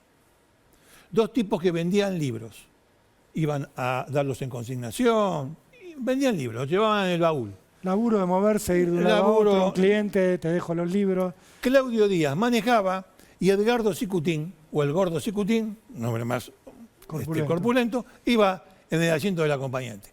Entre uno le dice al otro, che, ¿no escuchás que hay ruido, que hay, ¿cómo es este?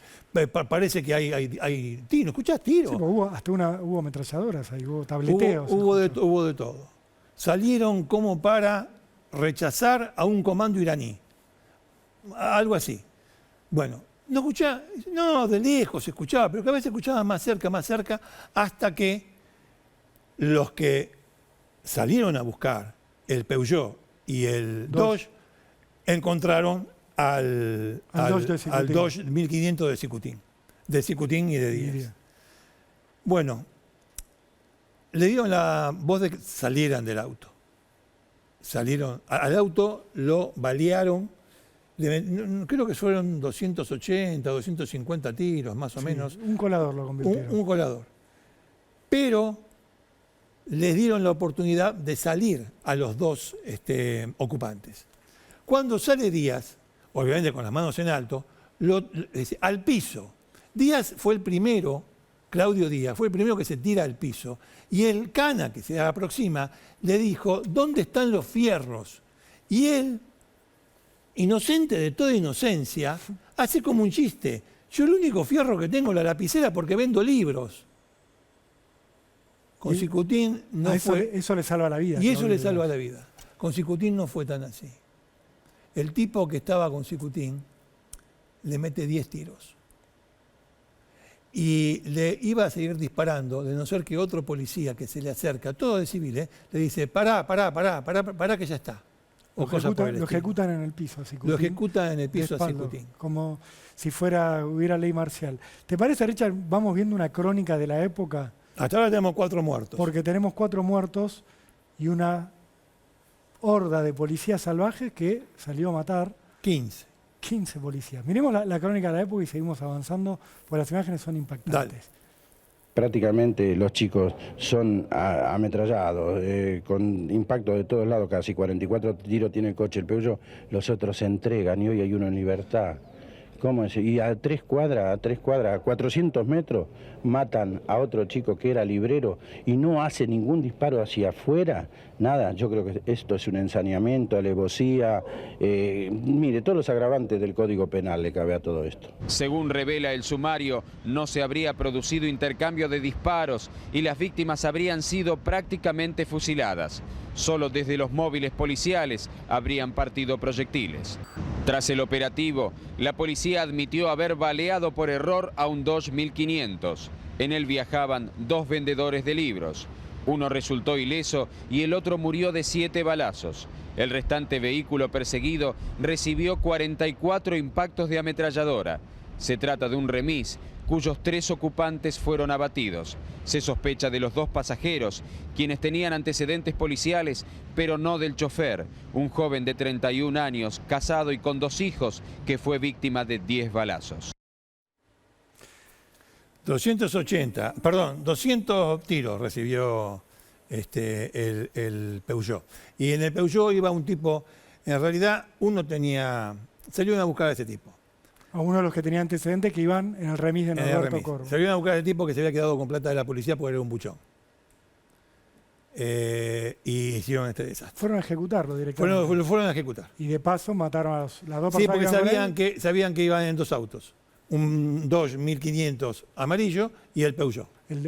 Digamos que el auto de los libreros queda en el medio de una situación de la que no tiene nada que ver. De todas maneras, y esto siempre hace falta explicitarlo, por más que tuviera antecedentes, que lo estuvieran buscando porque se había quedado con un vuelto, salieron policías que salen a matar en pleno mediodía de Wilde por problemas de ellos, por asuntos corruptos, delictivos de ellos, y que por alguno del público puede pensar, bueno, eran cuestiones de la policía con los chorros que se arreglan, que no. Esto no es la policía, esto no tiene que ser la policía. Mataron a 4 inocentes. Es decir, mataron a 5 inocentes, porque los 5 no hicieron absolutamente nada. Los 3 del Peugeot y los 2 del Dodge no hicieron nada. Lo único que hicieron fue manejar, subirse al auto, nada más. Es decir, obviamente que Cicutín y Díaz eran 2 libreros. Obviamente que Corvo era remisero. Laburaba, sí. Bueno, los otros pueden ser que tengan antecedentes penales. Puede ser que tengan antecedentes, porque esto, ahora vamos a ver que todavía sigue. Lo fueron a ejecutar, fue pena de muerte clandestina la que hicieron. 15 policías de la trágica brigada de Lanús. Ahora vamos a decir, bueno, están todos en gana. Richard, en su momento la justicia detuvo a Osvaldo Lorenzón, a Eduardo Gómez, Marciano González, Roberto Mantel, Hugo Reyes, Pablo Dudek, Julio Gatto, Marcelo Balenga. Estos son los primeros de la lista. Hay otros dos que con el paso del tiempo van a morir, que son César Córdoba y Carlos Saladino. Sí. Una lista grande. Y hay uno más. Policía, ¿no? Sí, todos policías. Y hay uno más que es Marcos Ariel Rodríguez, que va detenido junto con este grupo y en un momento, en los primeros pasos de la investigación, se escapa supuestamente caminando por la puerta principal de la comisaría. Tenía que escaparse. Se va. ¿Por qué tenía que escaparse? Porque los policías estaban detenidos. Nosotros no fuimos. Si ustedes no fueron, ¿quién fue? El que no está. Marcos Ariel Rodríguez. Esto es más viejo. La cara lo viene haciendo desde 1820. Nosotros no fuimos. Y si ustedes no fueron, si estaban ahí, ¿quién fue? Y el que no está. ¿Quién no estaba? Rodríguez. ¿Qué hicieron con Rodríguez? Durante 20 años. Sí, 20 años. Ponían para mantenerlo. Esa cooperativa, nuestra amiga Lili Caruso fue la primera en hablar de eso, me acuerdo, en el diario Clarín, de que juntaban los policías plata para mantener en la clandestinidad al que se había escapado caminando. Sí. A Marcos Ariel Rodríguez, ¿Sí? que estaba viviendo, nos enteramos 20 años después, en La Falda, en Córdoba. ¿Sí? Tenía un mini mercado. Tenía un mini mercado, mantenido por sus compañeros policías. ¿Querés ver la detención del tipo en el año 2014, después de haber estado 20 años prófugo y mantenido por sus colegas? Mirá. Dale.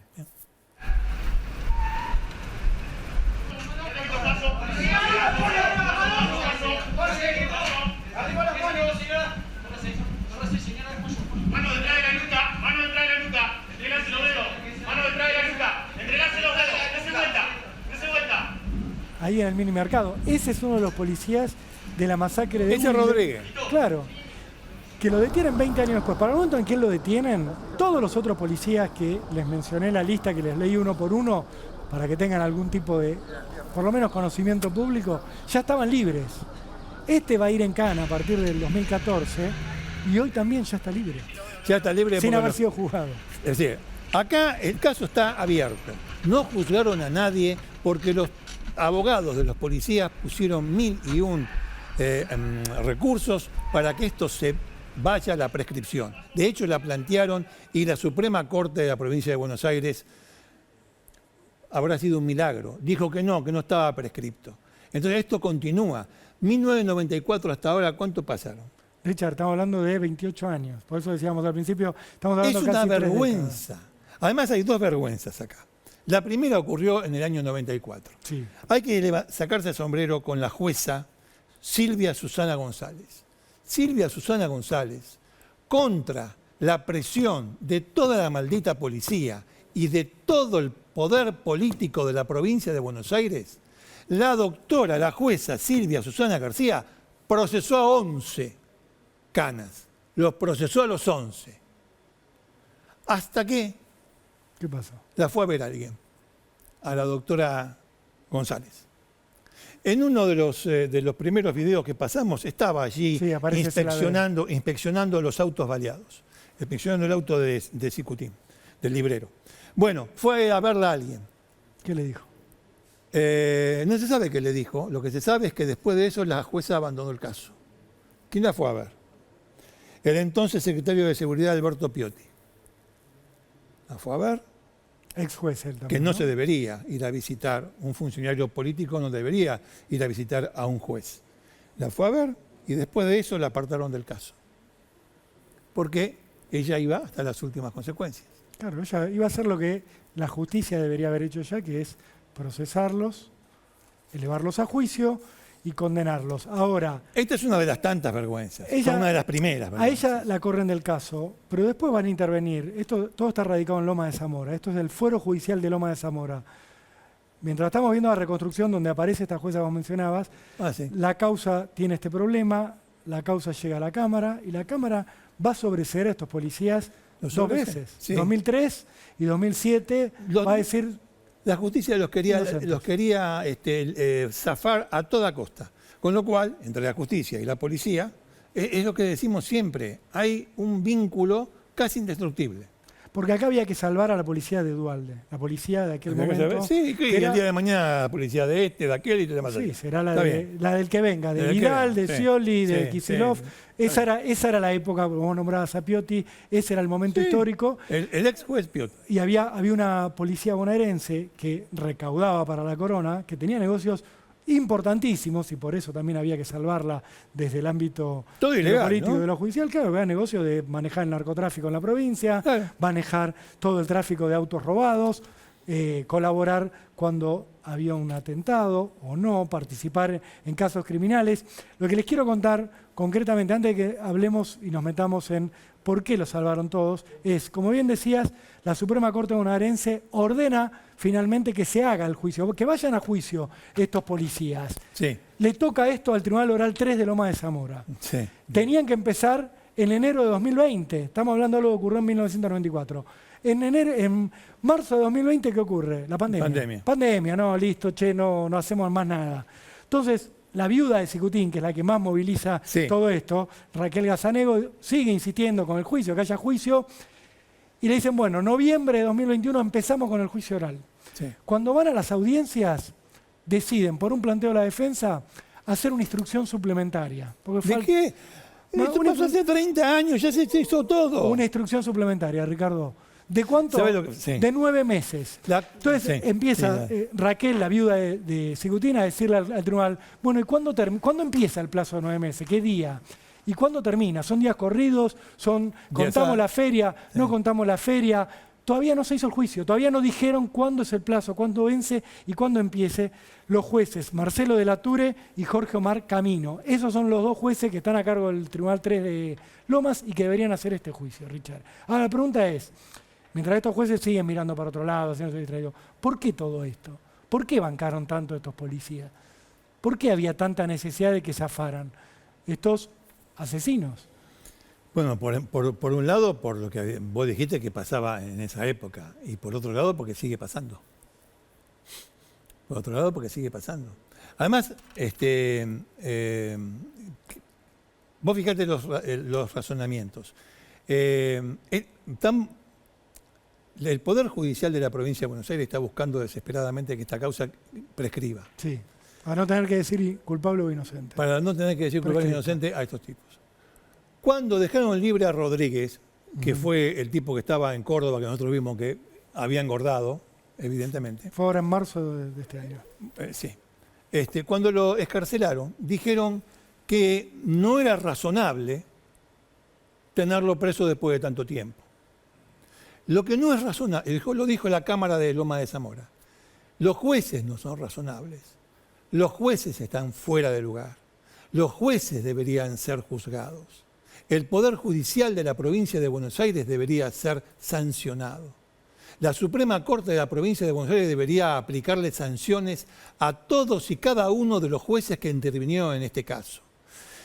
Estos abogados que presentan recurso tras recursos deberían ser sancionados por los colegios públicos de las jurisdicciones en las cuales ellos desempeñan su cargo de abogado, de abogacía. ¿Sabés por qué? Por recursos maliciosos. Después de 28 años, que vos, profesional, abogado particular, o un juez diga A, es motivo de sanción. Sí. Y de denuncia, si sos funcionario, en el Consejo de la Magistratura. Esto es lo que hay que discutir. No lo de la Corte, debería meterse en esto. Alguien debería hacer un per saltum para que se meta en esto, porque esto tiene gravedad institucional. Totalmente.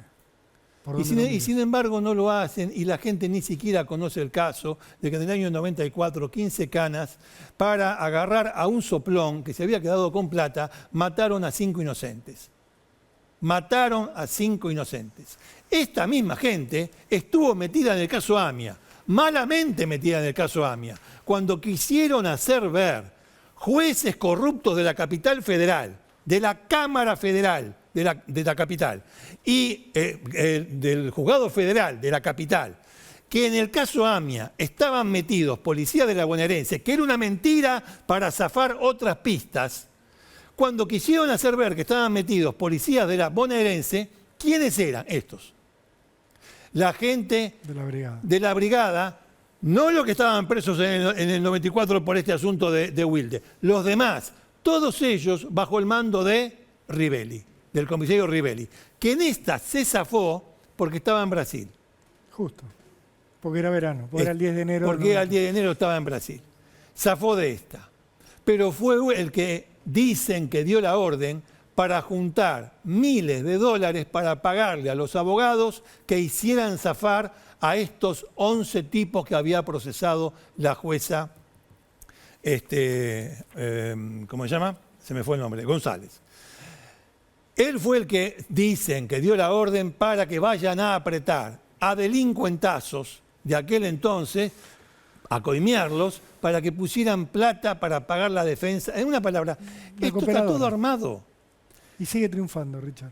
¿Sabés quién era uno de los tipos a que fueron a tocar para que ponga plata para zafar a estos tipos de la brigada, la trágica brigada de Lanús? No me digas que el de la AMIA. De Yeldín, que ahora es abogado, fue absuelto, le van a hacer otro juicio por la AMIA, y qué sé yo, pero que en aquel entonces era tallerista. Tenía un taller donde ponchaba vehículos. Ponchaba vehículos, digamos. Bueno, vamos a ver se puede seguir hablando, pero esto es tan complicado. Esperemos que haya quedado claro que en el año 94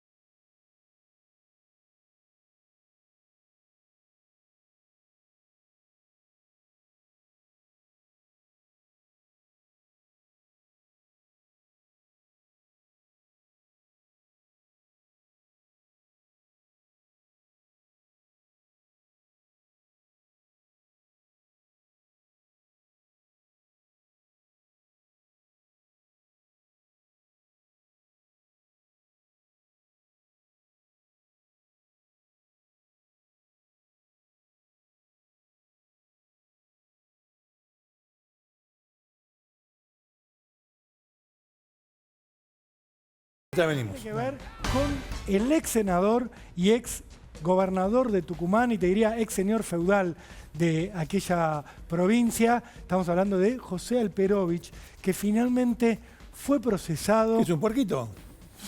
Finalmente digo, Richard, porque su sobrina y ex asistente lo denunció a Alperovich en 2019 por haber abusado de ella de distintas maneras, por haberla violado, de lo que se entiende legalmente y comúnmente como violación. Y haber aplicado diversas oportunidades. Justamente en esas oportunidades,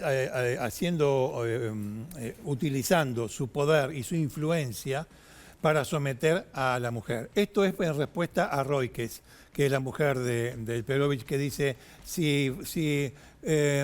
yo me banco la infidelidad, pero acá no hubo abuso. Y si hubo abuso, ¿por qué volvió? Roikes, yo todavía no me explico cómo usted fue vicepresidente de este país. Presidenta de la Cámara de Senadores de este país, disculpe. Richard, Alperovich fue procesado esta semana por el juez Osvaldo Rapa. Lo encontró a esta altura del proceso culpable de 9 cargos diferentes, de 9 episodios distintos. 3 de ellos por abuso sexual simple, los otros 6 por abuso sexual agravado, por violación, ocurridos en Puerto Madero, en un departamento en el complejo Zen City que tiene Alperovich, otros a bordo de autos cuando volvían de actos oficiales o cuando se trasladaban para alguna misión que tenía que ver con el cargo de senador que ocupaba Alperovich, y también en una casa en Yerba Buena. Los abusos son aberrantes. Sí. En unos incluso se describe que la víctima terminó cubierta de sangre. Y mientras ocurrían, y esto es parte de la prueba que compromete gravemente a Alperovich, este hombre le mandaba mensajes por WhatsApp a su sobrina, que a su vez era su asistente, donde ella no lo tuteaba, lo trataba de usted y le decía, José, mañana usted tiene que asistir a tal acto. ¿Qué le respondía Alperovich? Te amo, te voy a proteger siempre. O cuando la atacaba, siempre en situaciones laborales, le decía, mirá cómo me ponés, se bajaba los pantalones delante de ella, la obligaba a, por supuesto, la forzaba a tener sexo oral. Aberraciones de todo tipo que, según el juez Rapa, están probadas con mensajes por WhatsApp, por audios que envió este hombre y por más de 60 testigos que declararon contra Alperovich, además de los peritos que también lo comprometieron, que aseguraron que la víctima, esta joven sobrina de él y a su vez asistente, no fabula, que cuenta la verdad, y pese a lo que dice el propio Alperovich, que habló siempre de una relación consentida, donde la intencionalidad de la denuncia tendría que ver con afectarlo políticamente, para el juez no hay ninguna duda que estamos ante una víctima de violación. Beatriz Rosqués de Alperovich, como adelantaba Ricardo, salió esta semana a hablar después de que se conocieran todas estas pruebas y dijo, para mí esto fue una infidelidad, fue una situación consentida y yo no tengo nada que perdonarle en ese sentido. La verdad, ¿sabes qué? Richard, aberrante también la declaración de Rosqués. Porque poner una víctima en este lugar... Los mejores amigos del machismo, el Estado patriarcal, las viejas costumbres, son mujeres como Rosqués. Que seguramente, a lo mejor lo sufrió, yo no sé, no lo sé, es una suposición. Pero a lo mejor están acostumbradas, ¿viste?, a estar bajo la suela del varón, que... se ha convertido en un aliado de los machistas, de los abusadores, de los presuntos abusadores, porque todavía no hay sentencia con este hombre. Pero, bueno, en fin, para decir las cosas que dijo, también que sea el marido, pero hay maneras y maneras. ¿Sabes qué? Por supuesto, vos podés defender a quien quieras. Mejor es callarse la boca. Y sí, a veces sí. Mejor es callarse la boca y dejarse de joder. Porque es así, no vale la pena, porque sigue metiendo la pata y en lugar de defender a su marido lo sigue enterrando, porque después de las cosas que dijo, ya sabemos qué tipo de familia es. No hace falta hablar mal de la víctima para defender a una Obviamente persona. que no. Eso también va contra... Pero de la perspectiva de género, de parte de esta gente, olvídate. Sí. Richard, la tercera noticia en 5 minutos tiene que ver con un caso que hemos desarrollado mucho acá en Cámara del Crimen, que es el asesinato, y así lo decimos, pese a que la justicia tiene temores de describirlo así, de Florencia Magalí Morales, la joven mamá a la que estamos viendo en pantalla, que el 5 de abril de 2020 cometió un delito terrible, Ricardo. Salió a comprar alimentos para sus hijos en San Luis cuando el número de DNI no la habilitaba de acuerdo a las disposiciones que en ese momento estaban vigentes a nivel provincial con la excusa de la cuarentena por el COVID. Florencia Magalí Morales, pese a que tenía documento impar y ese día, absurdamente, solo podían salir los que tenían el documento par, fue con su bicicleta a comprar alimentos, la detuvo la policía, discutió con un comisario, terrible pecado, la llevaron a la comisaría. ¿Qué ocurrió en la comisaría? Apareció colgada dentro de un calabozo. La policía dijo, no, esta mujer era desvariada y bueno, terminó suicidándose. La familia siempre dijo, ¿cómo se va a suicidar Florencia, que salió a comprar comida para los hijos que la estaban esperando en la casa?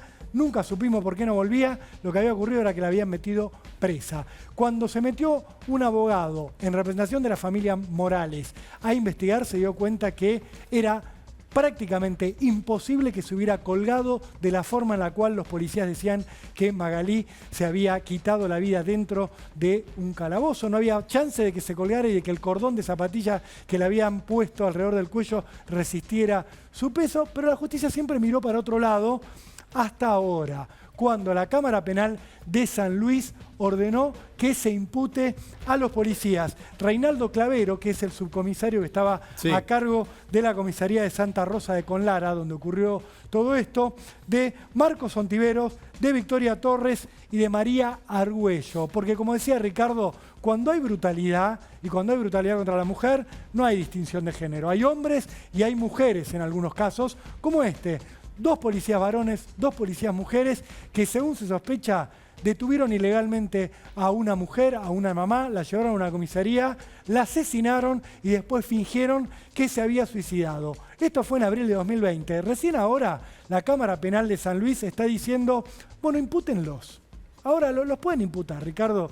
Avancen con una imputación. No dijo procesenlos, no dijo que vayan a juicio, no dijo, bueno, esto sí es un homicidio y hay que imputarlos para investigarlos a estos 4 policías que son parte de las grandes aberraciones que se hicieron durante la cuarentena. Es violación, es tortura seguida de muerte. Ese es el delito ahora. El delito es tortura seguida de muerte que tiene perpetua como pena. No estamos en otras épocas. Esto pasa actualmente. pasa actualmente en San Luis. Y va a seguir pasando en otras provincias. Che, antes de mandar el corte quería decir, la cantidad no, pero ¿cómo les dolió lo de la masacre de Wilde? ¿Sí? ¿Por los mensajes? Digo, ¿cómo les dolió, che? Les dolió a los abogados, les dolió a los policías, no a aquellos policías, porque la policía es una comunidad.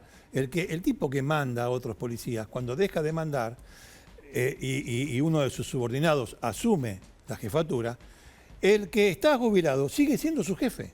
Claro, así lo Es una considero. comunidad, ¿se entiende? ¿Cómo les dolió, che? Vamos a seguir haciendo esto.